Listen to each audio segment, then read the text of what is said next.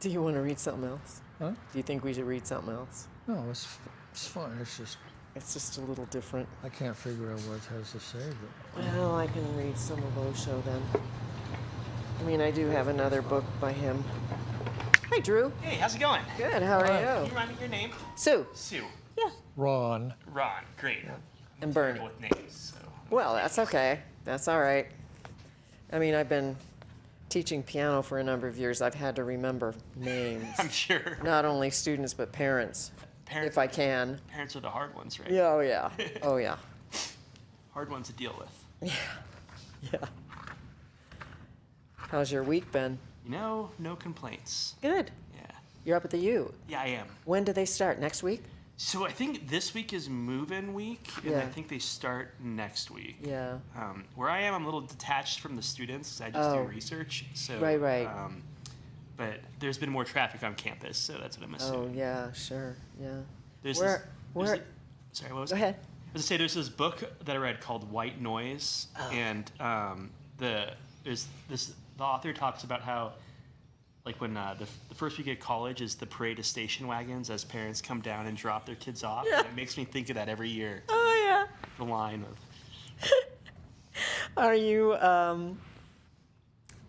Where are you located? The research part of you in Research Park? yeah, I'm up in Research Park, kind of by the hospital. Oh, okay. Yeah. Yeah. Man, that area is really exploding. Yeah, It's hard to get. I avoid. no kidding. And then with the fire that happened, Yeah.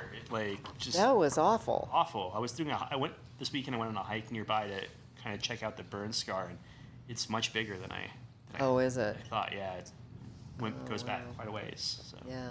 Oh, well, that's sad. All right. Well, Ron says this other book was sort of weird. Okay. So, Steve McCluskey's on YouTube, watching on YouTube. hey, Steve. YouTube. So that's not. That's Zoom there. Oh, so he's not on Zoom. He's not on Zoom. Oh, okay. Oh man, this print is so small. Steve Swanson is on too. Oh, Steve. Okay, both Steves. Okay. Cool. All right. Well. All right. We'll ring the bowl and then we'll read. I hope I can. This is really small print. So what book is this? This one is called The Magic of Self-Respect: Awakening to Your Own Awareness. It's by Osho. Oh, sure. Oh, cool. Do you know Osho? Yeah. Okay. All right. He's kind of interesting to read. He has his own perspective on things, but a lot of it is right on with what someone. I'm not familiar with his teachings at all, but I lived in Southern Oregon for Oh, so okay. close to, where they were all located up there. Yeah. They weren't happy about him being there. They weren't. And the ashram. Yeah. I mean, things got kind of wacky, but There's two sides to every yeah, story. there is. So- There is, yeah. And they really didn't appreciate his Steve's- teachings at all. Steve. Who is that? Steve McCluskey? McCluskey. Gosh, that doesn't even look like him. What's up? Is that him now? Well, he's got his picture on there. I know. Oh, there you are. Okay. I was like, oh my gosh, that picture. You look really dapper, man. Wow. Wow. My corporate picture for a while now, so. Yeah. All right, so I'll ring the bowl and then we'll start. You heard that we're reading a book by Osho? Yep, I was listening on YouTube. And Oh, okay. Yeah, I heard you guys had Zoom on, so I was like at home, so I might as well chime in here. Oh, yeah. We haven't, well, he was at one of our classes, our introductory lectures. He's come back to just sit with us. His name's Drew, You see? and this is, Drew? Hold on. Oh,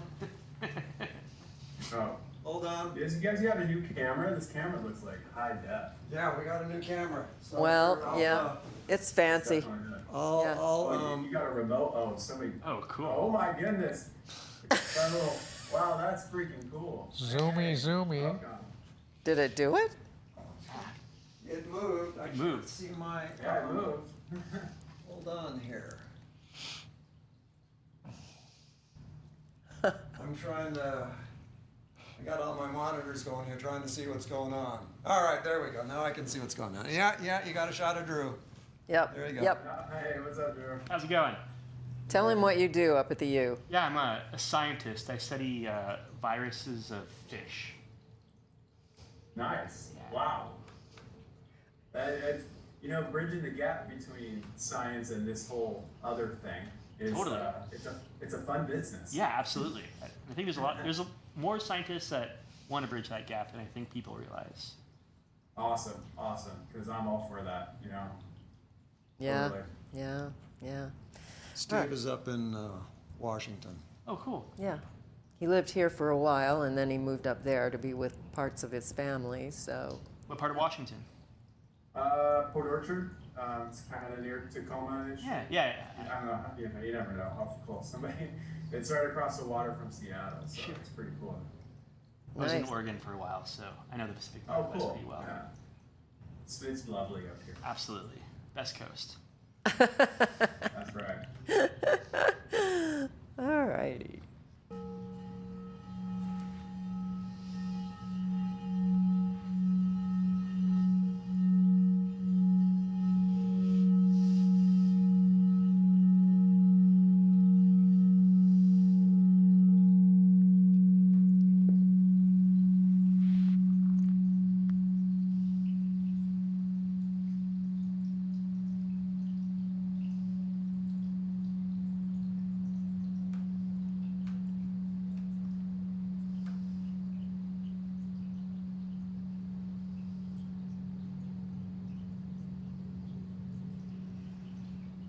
Okay, let's see if I can make this out.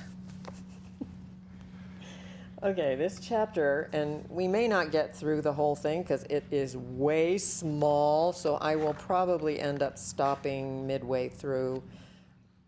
This print is very small, so that means it's quite long. Well, there's chapter 4. Let's see how long this is. I'm just curious. Well, we'll just go, and then when I feel like it's time, we'll call it time. All right. Innocence is power is the name of this chapter. Question: is the hypothesis of God not useful in any way? Because the very thought of dropping the idea of God makes me feel immensely afraid. I would say that a lot of people have that. How can there not be a God? I've got to have somebody helping me out, right? There's got to be some method to this madness. Yeah. All right. It is already too late. The moment one starts calling the idea of God a hypothesis, the idea of God is already dropped. The so-called religious people will never use the word hypothesis for God. For them, God is not our hypothesis, but on the contrary, we are God's creation. He is the very source of existence. He is the most existential being. But when you call God a hypothesis, that means you are putting him in the same category as Euclidean hypotheses in geometry, or other hypotheses, which are only assumptions. They may prove right, they may not prove right. Only experience is going to decide it, and that, too, will not be an ultimate decision because future experiments may cancel it. A hypothesis is an assumed fact, for the time being accepted as true, but only for the time being. Nobody can say it will be the true tomorrow, too. It will be true tomorrow, too. In 300 years of scientific growth, you can see it. Something was true for Newton. It is not true for Rutherford. It was true for Rutherford. It is not true for Albert Einstein. Better experiments, better instruments can always change that hypothesis. So no theologian is going to call God a hypothesis. For the theologian, God is the very truth, and he is not dependent on your experiments. If you cannot find him, it is your failure, not a proof that God does not exist. If you succeed, of course, he exists. If you fail, you fail. God still exists. That sounds like you're doomed either way. Either it's true or it's not true, and even if it's not true, it's true for you, right? I mean, it just depends, I guess, yeah. Hypothesis is a scientific term, not a theological concept, and science is very honest. Theology is just the opposite, very dishonest. The very word theology shows its dishonesty in sincerity. Theo means God. Logi means logic. But nobody has ever offered any logic about God. Every argument goes against God. No argument has been yet produced which proves God. Still they go on calling it theology, logic of God. It would have been more honest for the theologians to call God a hypothesis. But you cannot worship a hypothesis, can you? Knowing that this is only a hypothesis, perhaps right, perhaps wrong. But worship is not possible with a perhaps, with a maybe. Worship needs a blind faith that it is so. Even if all the evidence goes against it, then too it is so. That's the meaning of faith. Faith is not logic, it is absolutely illogical. And to call the idea of God a hypothesis means destroying all the churches, all the temples, all the synagogues. Yeah, my sister would not be happy about there not being a God, or that it's just a hypothesis. I mean, it has to be. I mean, I appreciate people who have that kind of faith. I just don't happen to have that, I guess. Although it does talk about the faith of a mustard seed, but I think that's a little different. The word hypothesis is very significant. It means you are allowed to doubt because you are allowed to experiment and find. It is only a temporary assumption to begin with. One has to begin with something. So for the time being, just to begin with, we accept a hypothesis. But how can you worship it? How can the priest exploit you? It is absolutely against the religious people to use the word hypothesis. They will not even agree to call God an idea, because an idea is your mind thing, your projection. To them, God is not an idea. God is the only truth. In India, where religion has taken very subtle forms, they say you are an idea in the mind of God, not vice versa. God is not an idea in your mind, because in your mind there is all kinds of rubbish.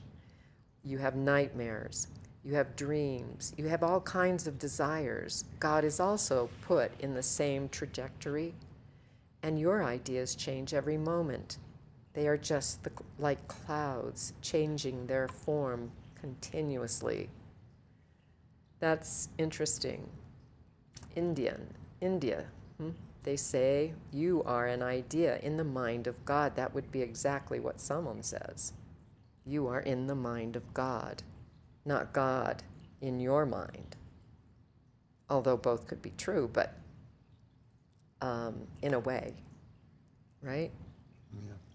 For some people, God is in their mind. That's what they believe, because they've been taught that. Certainly, when you were a child, your ideas were different. When you were adolescent, your ideas were different. When you became a young man, your ideas were different. And when you became old, you cannot have the same ideas that you had in your youth. Experience changes everything. It will be simply impossible to retain the same idea your whole life. Only a superb idiot can do it. If you have a little bit of intelligence, then your idea is going to change with life. Even to call God an idea will not be acceptable to the religious people. Hypothesis is far away. That's why I say it is too late. So when you were growing up, Drew, did you grow up in a certain faith? So I grew up Catholic, but it was more, my parents weren't exactly practicing Catholics. They Yeah. just didn't know what else to do with us as far as like Okay. raising us with a moral compass. And so Right, they took us to right. church, and then when both my brother and I, when we were early teenagers, left the church. Yeah. But that said, they were like really open to us exploring other religions. Oh, yeah. Well, that's good. Yeah. Yeah. Were So, you raised here or I was raised in Arizona. Arizona? okay. So, did you have a certain idea of God, or did you just think it was a kind of a nebulous type thing? Oh, well, God, why? I mean, when I Whatever. was younger, it was the thing I most feared. Oh, yeah, me too. You know, like, oh, it yeah. was I the- prayed every night, It was just as much the boogeyman as whatever was living underneath my bed, you know? like Santa Claus. Yeah, right? exactly, Yeah, yeah. exactly. Like Ron always talks about Ron Santa always Claus. says. Yeah, like Ron says. All right, yeah. Interesting, yeah. I mean, yeah, I thought I had to be good because if I didn't, I'd go to hell, I guess, is what you were always told. That, you know, if you're bad, yeah. And that's not a bad thing, you know. I mean, you do need to learn how to behave yourself, you know, I guess, in society, you know, but yeah. But it's just that it continues to persist until you start questioning.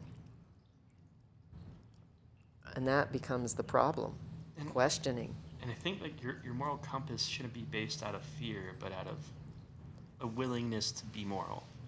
Yeah, a knowledge Yeah. of what, you know, how you should behave. And like a respect for others. And Yeah, right. Gautam the Buddha says, if you meet me on the path, cut my head off immediately, because what am I doing there? Disturbing you. The idea of me is a disturbance. It is just like throwing a pebble in a silent lake and so many ripples, millions of ripples arise. A simple idea thrown in the silent lake of your mind creates millions of waves. It may take you far away from yourself. Every idea takes you away from yourself, hence the definition of meditation, a state of consciousness without any ideas. So in meditation, there is no way to go away from yourself. You are simply centered in your own being. There is no object that you can see. You are left totally alone. Your consciousness starts turning upon itself. Do you think that's why people are afraid of meditation? In a way? Because to be silent is very scary for a lot of people. You know?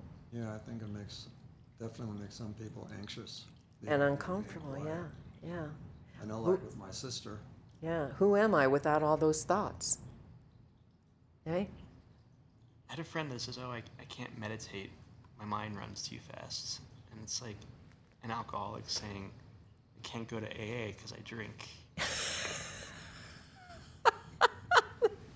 That's pretty good. Yeah, I think that's probably very, very true. I mean, the thing is that people, I mean, it's a practice and you learn, you know, I mean, the point of meditation is to help you watch your mind and say, oh my God, look at all these thoughts. You finally realize that you have thoughts and that you have a lot of thoughts, and that the idea of meditation is try to tame those gradually. It's not a you got to do it kind of a thing, or you know, I don't know how to say it. Well, the same analogy would be like saying, I can't go to the gym and work out because I can't lift 200 pounds. Right. Yeah. Yeah, Right? You Right. start right. small Yeah. and work at it. Yeah, it's true. I mean, a lot of people think they have to stop thinking right now, and that's impossible. The mind is so unruly. It doesn't want to stop. And it's not like meditation is anything you master. You know, you never figured it out. Or No, I reached don't the think end, so. You know, like, I don't think so either. Even the most Buddhist of monks still have wandering thoughts. And Oh yeah. Oh, yeah. I mean, there are moments where you have, where suddenly you are without thought, and it's like, oh, yeah. Anyway, yeah. Where was I? Okay. Consciousness is just like light. The light is here. We are all here. The light is falling on us, on the walls, on the curtains, on everything that is here. These are all objects. Just think for a moment. If all the objects are removed, then there is only light, not falling on anything. But light is unconscious. You are conscious.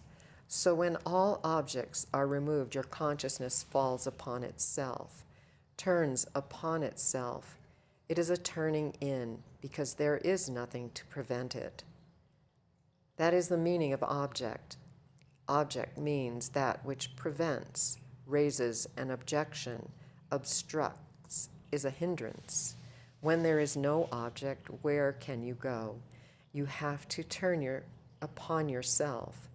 Consciousness being conscious of itself. There is no idea of God. The ordinary states of mind, ideas, are just rubbish. In that extraordinary space of no mind, ideas don't exist. So either you have to put God in the category of rubbish, or you have to put him where no objects are allowed. People would not like that statement. You have to put God in the category of rubbish. Ooh. Or you have to put them where no objects are allowed. Put him. The word idea cannot be used by religious people for God. Idea is used by the philosophers, just as hypothesis is used by the scientist. For the religious person, God is the only reality. But in using the word idea, you have already gone too far from the so-called reality of God.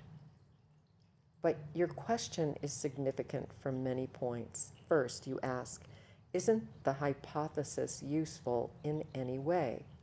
It is useful, not for you, but for those who want to exploit you, the priest, the rabbi, the pope, the whole army of all these people around the world. Without the hypothesis of God, what is a pope? What is a Shankaracharya?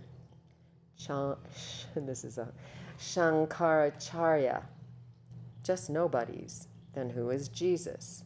You cannot be a son of a hypothesis. It will look very odd.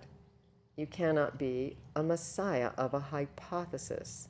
It would be a very strange world if hypothesis started sending messiahs. God has to be real for all these people to exploit you, and for thousands of years they have been exploiting. And they will continue to exploit you for the simple reason that you are afraid to drop this idea. That exposes a tremendously significant point within your being.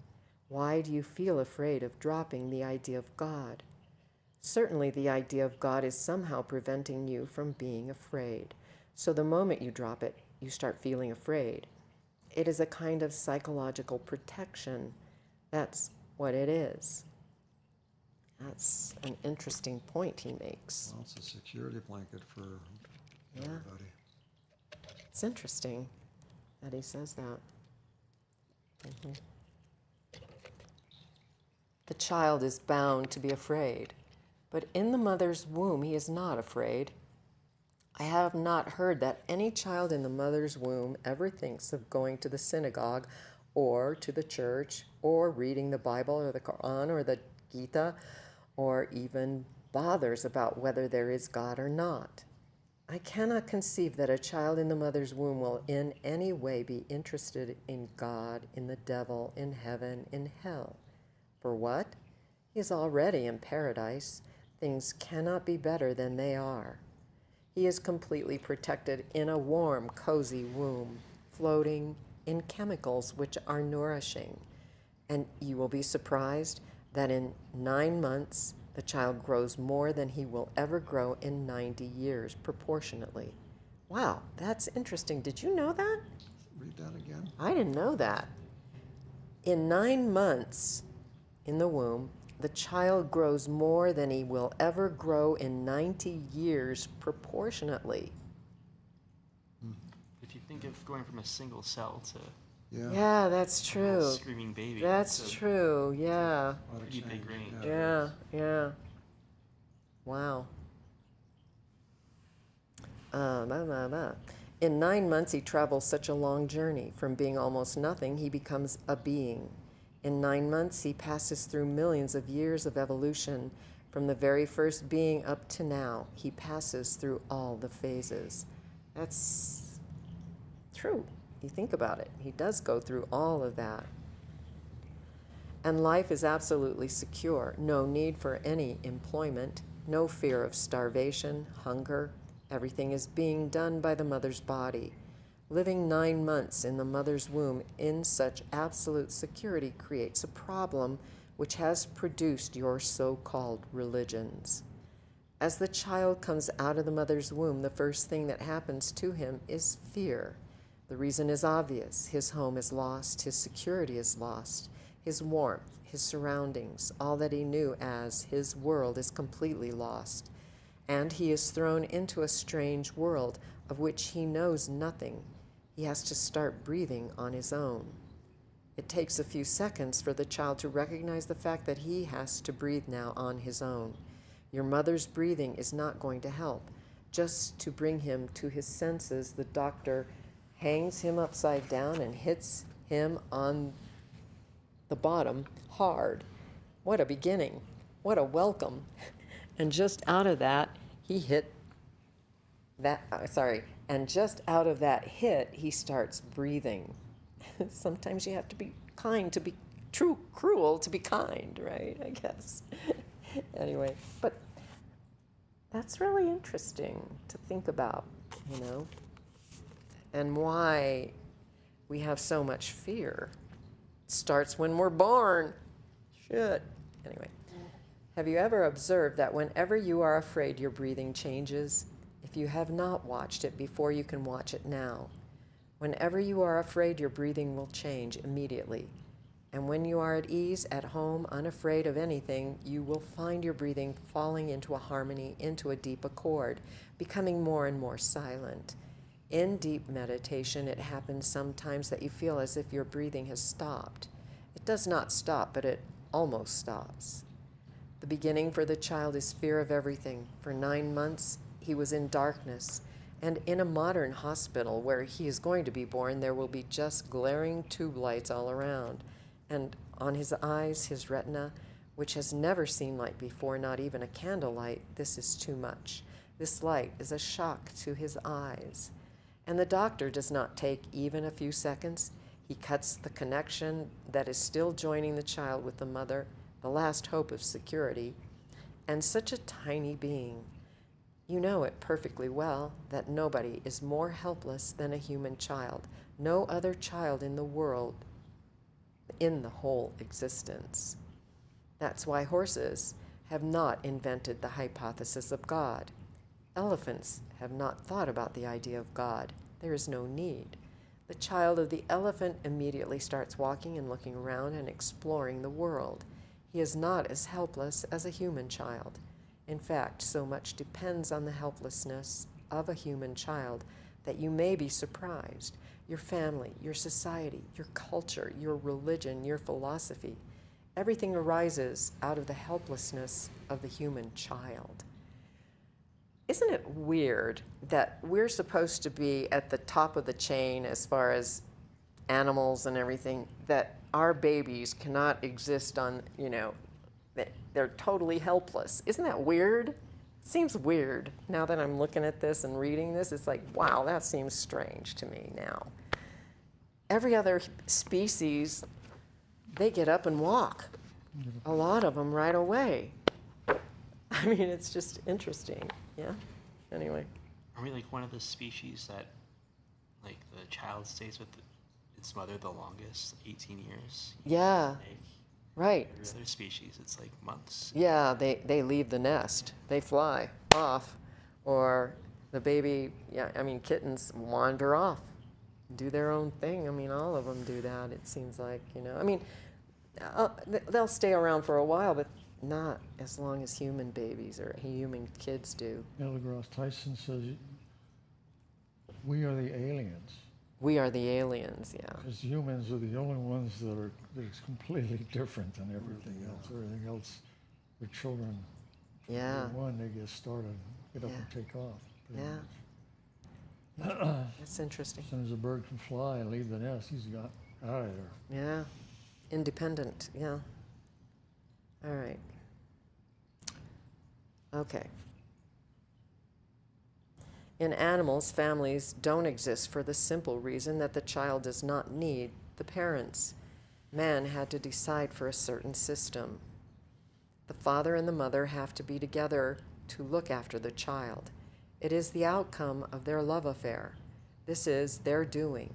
Now, if the human child is left alone, just like so many animals are, you cannot imagine that he is going to survive. Impossible.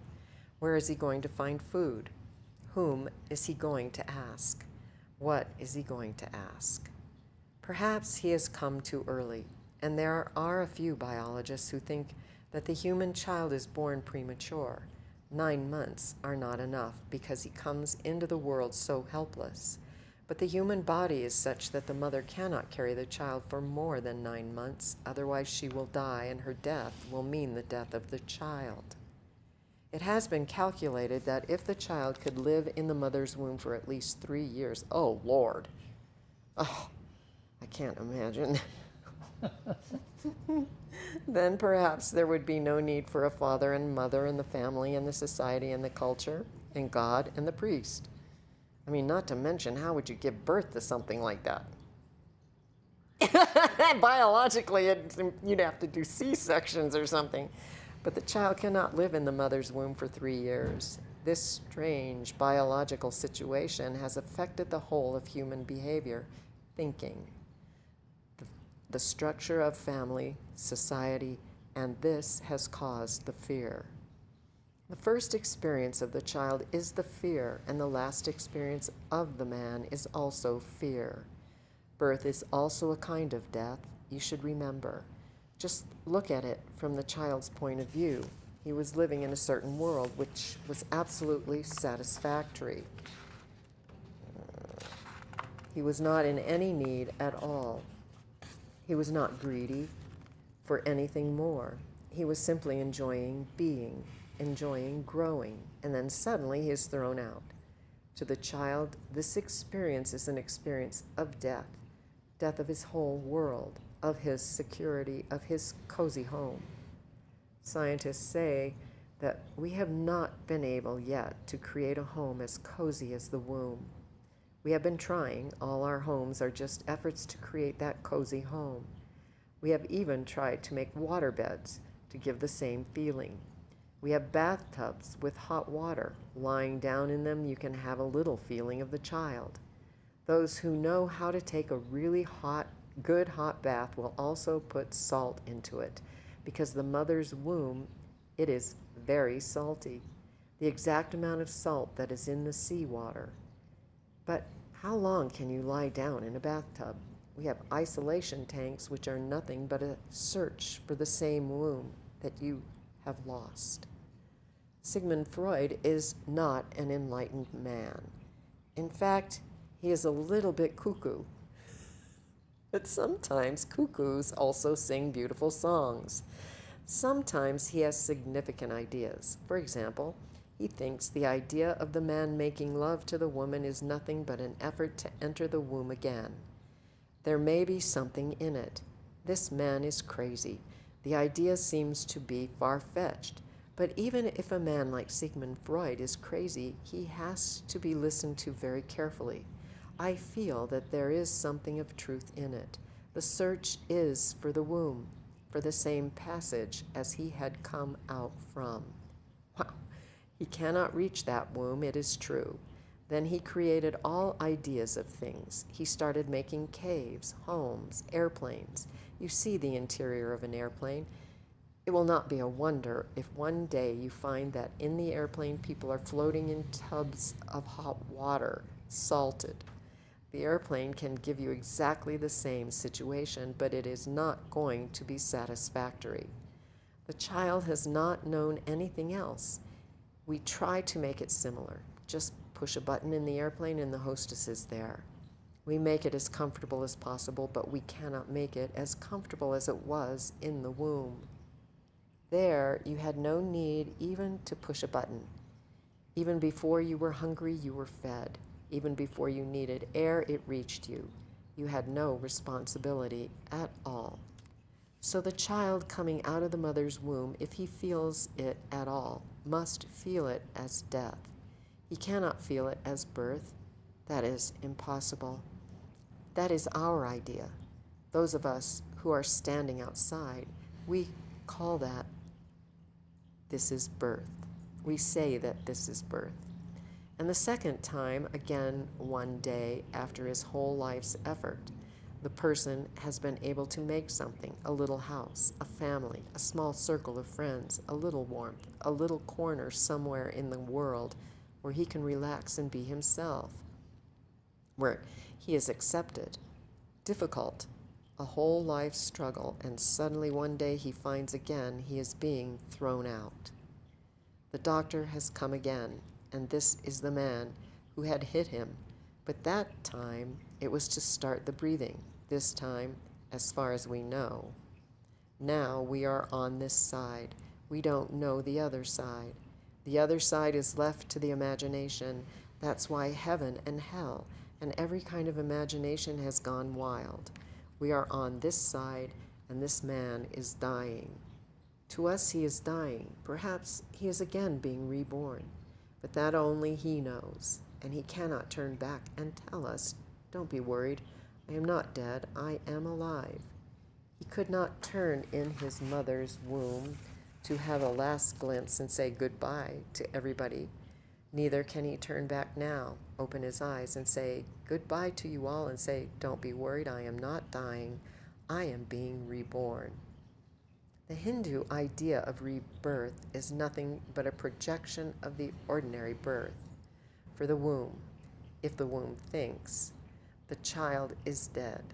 For the child, if the child thinks, he is dying. But he is born. It is not death, it is birth. The Hindus have projected the same idea on death. From this side, it looks as if he is dying, but from the other side. But the other side is our imagination. We can make it as we want it. Every religion imagines the other side in a different way because every society and every culture depends on a different geography, a different history. For example, the Tibetan cannot think of the other side as cool. Even cool is fearful. Cold is impossible. The Tibetan thinks that the dead person is warm, in a new world which always remains warm.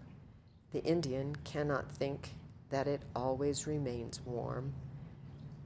Even 4 months' heat in India is too much.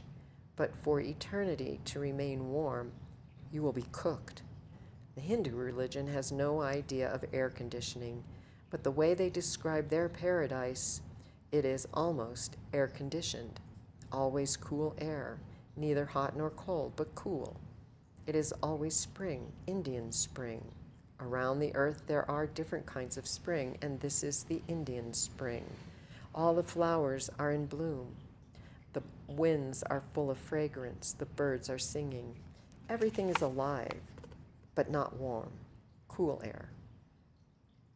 That they remind us again and again, cool air continues to flow. That's interesting. I don't know. Maybe they believe that, maybe they don't. I don't know. It's interesting. This is your mind that is projecting the idea. Otherwise, for the Tibetan or for the Indian or for the Mohammedan, it would not be different. The Mohammedan cannot think that the other world is going to be a desert. He has suffered so much in the Arabian desert. The other world is an oasis all over. It is not that after 100 miles you find a small oasis with a little water and a few trees. No, just oases all over, and desert nowhere. We project, but to the person who is dying, it is again the same process that he has experienced once. It is a well-known fact that at the time of death, if the person has not become unconscious, has not fallen into a coma, he starts remembering his whole life cycle. He goes on back to the first moment of his life when he was born. It seems to be significant that when he is leaving this world, he may have a look at all that has happened. Just in a few seconds, the whole calendar moves, just as it moves in your movies. That calendar goes on moving because in a 2-hour movie, they have to cover many years. If the calendar moves at the usual pace, you will be sitting in the movie hall for 2 years. And who is going to be able to afford that? No, the calendar just goes on moving. The dates go on changing fast. It goes even faster at the time of death. In a single moment, the whole life flashes by and stops at the first moment. It is the same process that is happening again. Life has come around full circle. That is interesting.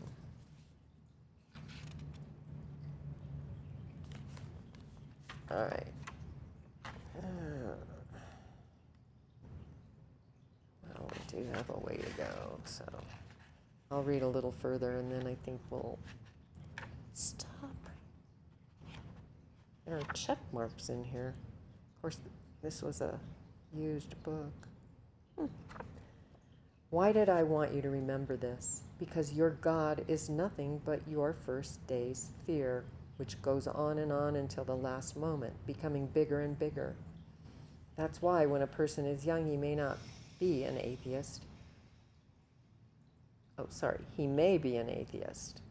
He can afford to be, but as he grows older, to be an atheist becomes a little difficult.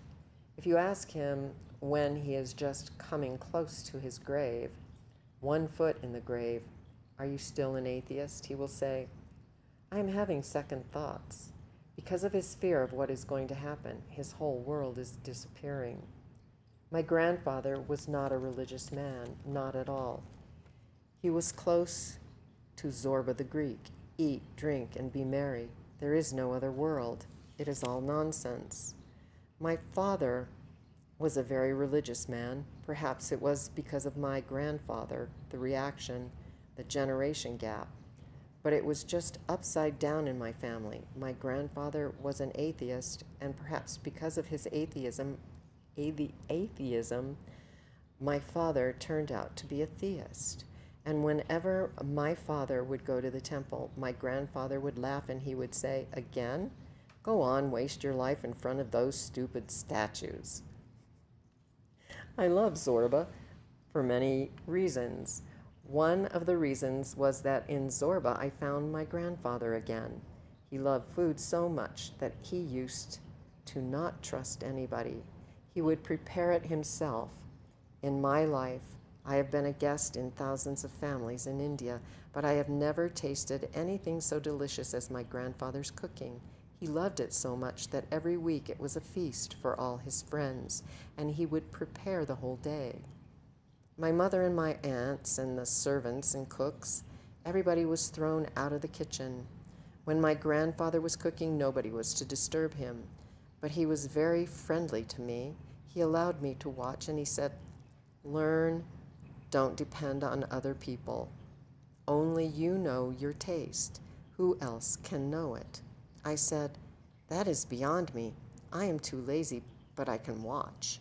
The whole day cooking, I cannot do it."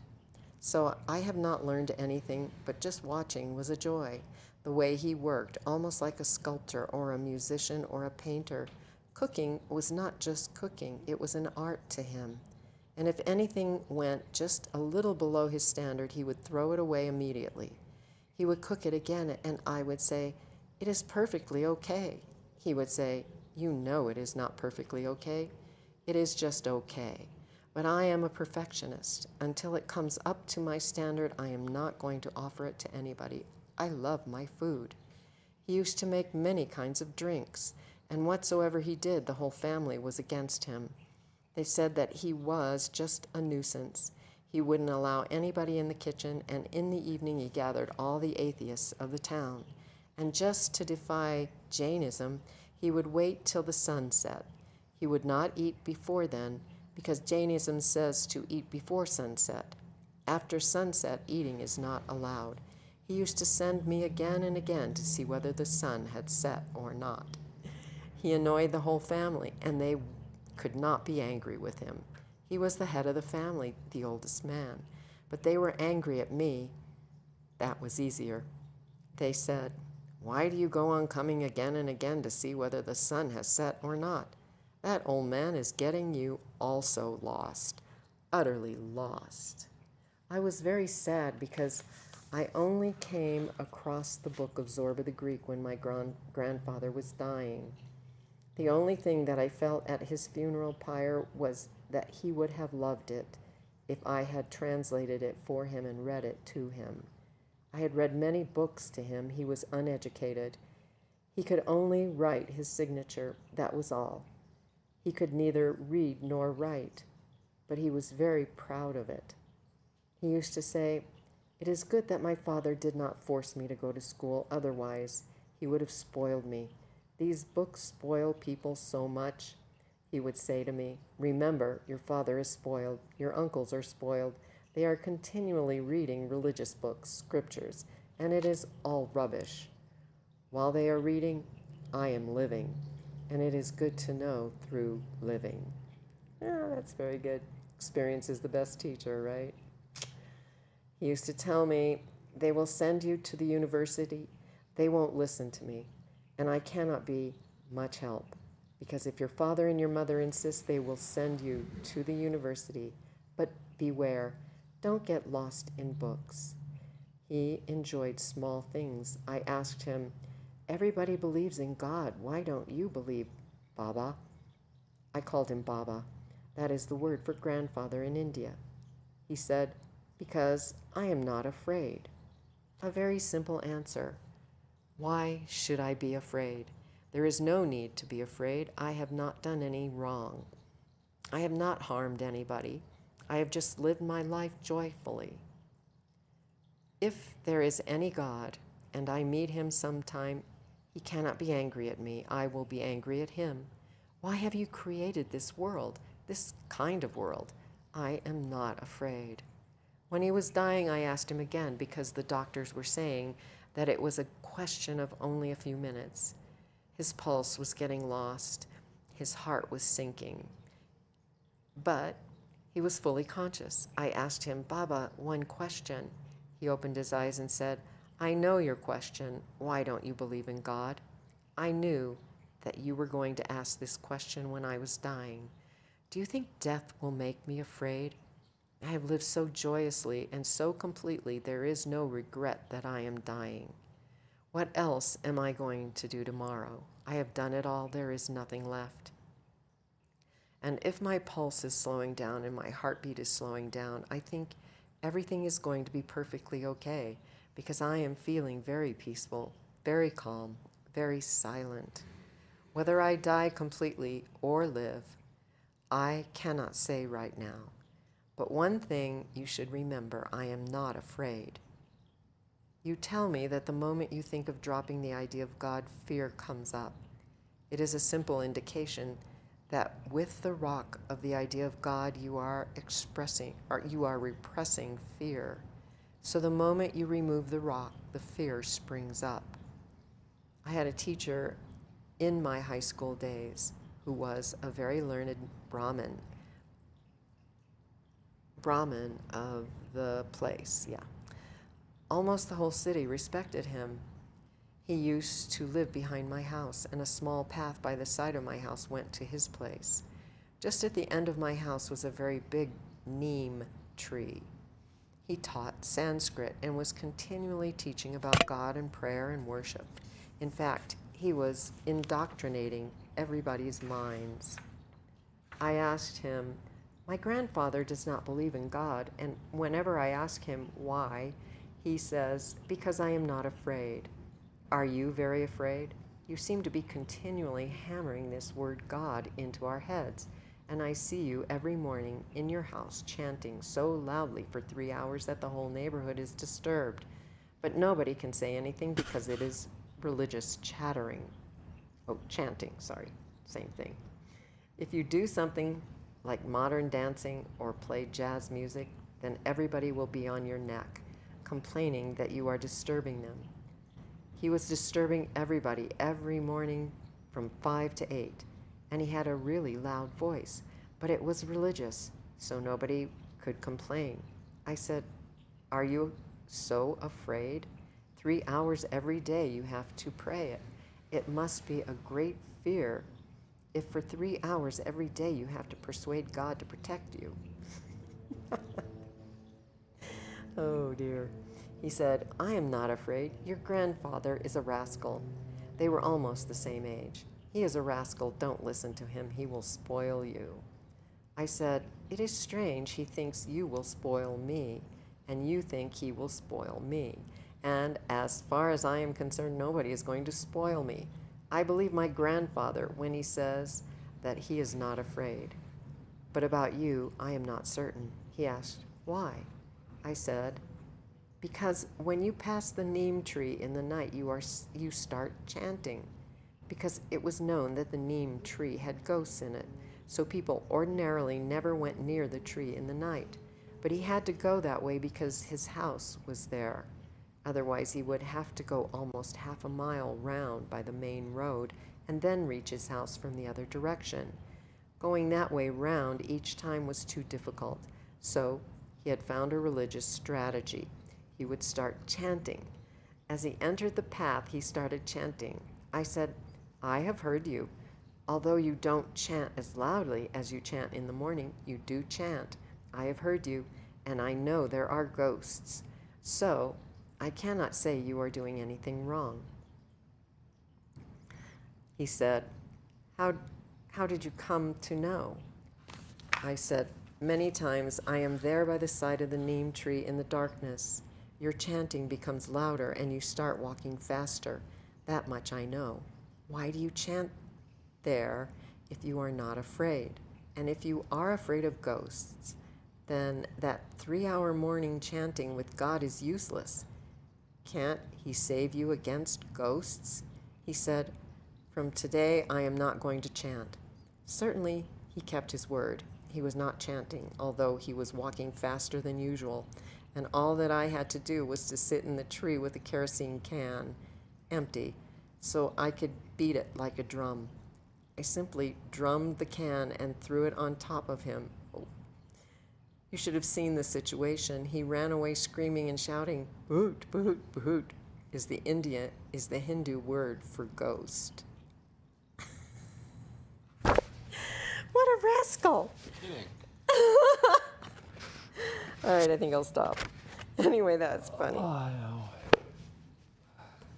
Yes? I thought you were saying something. Osho. He has a way of putting things, that's for sure. It's interesting.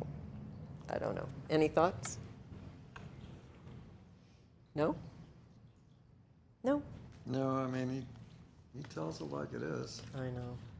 It's very true. I mean, And he makes really astute observations.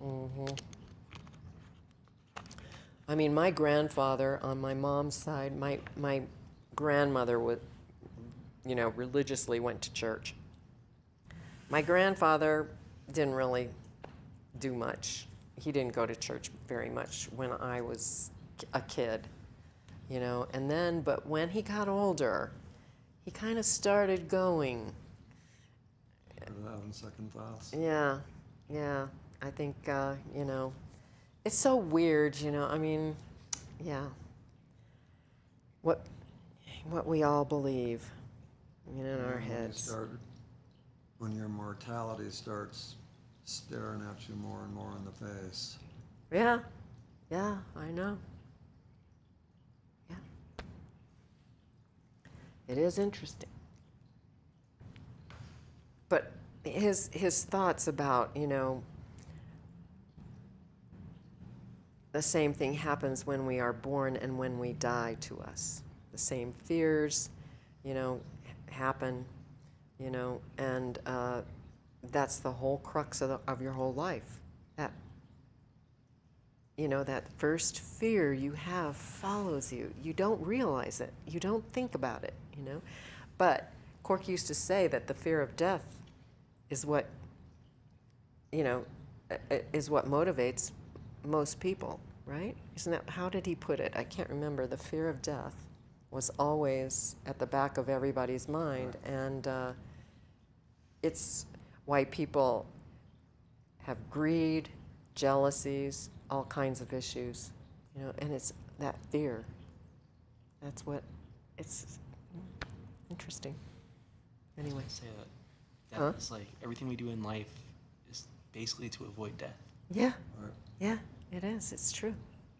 Because we have no idea. I mean, we've never been, I mean, here at Summum, because of Corky and talking about death a lot, you learn to understand it a little bit better. Not that, you know, I mean, you still, you know, I mean, you still think, you know, you don't want to just go out and, you know, make yourself die, but, you know, I mean, you still want to stay alive and around, but it's just, yeah, that whole fear is interesting. Well, there's, you know, there's the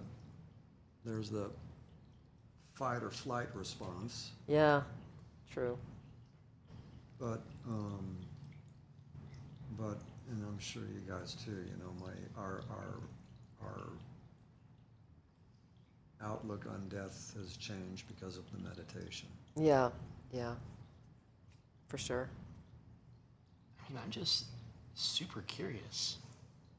Like, what happens, you know? Oh, Like, yeah, yeah.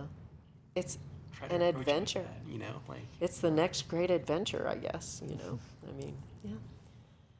Anyway, I guess until you're an enlightened being, when you know, that experience, you can remember, you can recall it, which a lot of Buddhists are able to, but the monks and that sort of thing, they kind of, you know, that's why the Tibetan Book of the Dead could be written, Yeah. because they recalled, you know, what happened. But, yeah. Anyway. What was it that, that one, the Golden Girl, what was her name? She played on Golden Girls. Betty White. Didn't Betty White say something, I will know the secret, or something like that? How did she put that? When I die, I'll finally know the secret, or I'll finally know, Oh, well, the secret. yeah, I'll know the secret. Did you- Yeah, she said something like that, yeah. Anyway.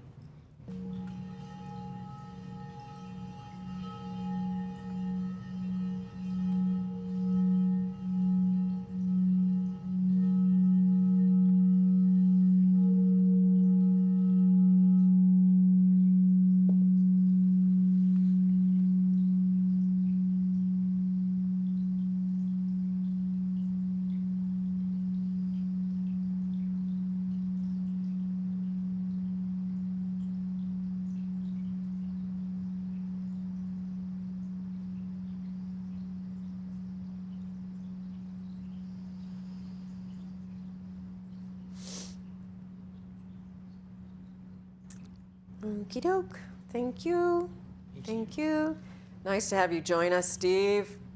Good to see you, both Steves. I guess Steve. Oh, I don't know. Our speaker has. We can't hear you, Steve. There's something wrong with the speaker. I don't know. It goes goofy. I probably have to get a different speaker. Oh well. You can hear me. You know what I'm saying. You know how technology is. Yes, don't we all? Ghosts in it. Be afraid. Brute, brute, or whatever that word was. Yeah. Mm. All right, Steve. See ya. Bye-bye.